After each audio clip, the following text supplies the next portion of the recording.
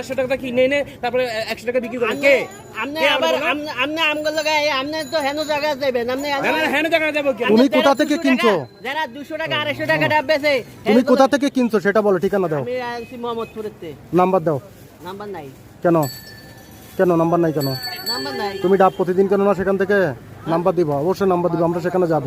তুমি কত করে কিনছো তোমার ইয়ে দিতে হবে, তোমার চালান দেখাইতে হবে, মেমো দেখাইতে হবে।